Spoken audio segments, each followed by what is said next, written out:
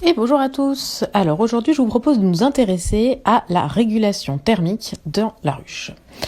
Voyons donc une ouvrière ici à gauche, voilà, sa copine, magnifique, petite rayure, petite aile, tout ça, voilà. Et donc qu'est-ce qui se passe ? En fait, les ouvrières n'ont pas toutes la même sensibilité à la température. Mais elles ont la même mission, maintenir l'homéostasie.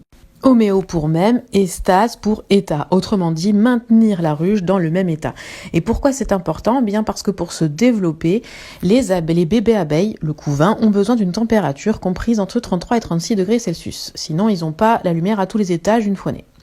Et qu'est-ce qui va se passer ? En fait, les ouvrières utilisent leurs muscles alaires pour réguler la température de la ruche. Elles peuvent faire vrombir leurs muscles pour générer de la chaleur et elles peuvent faire battre carrément leurs ailes pour créer un mouvement d'air un peu comme un ventilateur qui permet de faire circuler l'air et donc par exemple d'abaisser la température. Et donc là, qu'est-ce qui se passe ? En fait, elles vont utiliser ces mécanismes une fois qu'elles sentent qu'il y a des changements de température. Seulement, elles ne sont pas toutes sensibles de la même façon.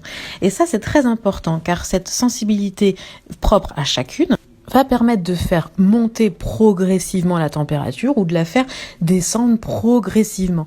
Ce qui évite d'avoir des énormes variations de température d'un seul coup en fait. Parce que là, vous aurez une partie de la population d'abeilles qui va se mettre par exemple à chauffer, tandis que l'autre va attendre un petit peu plus longtemps.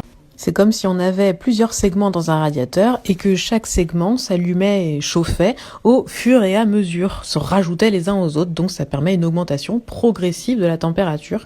Et c'est le même phénomène pour la ventilation, pour refroidir la ruche. Et ça, c'est très important car ça évite les changements brutaux qui ne sont pas bons et qui peuvent avoir d'autres conséquences négatives.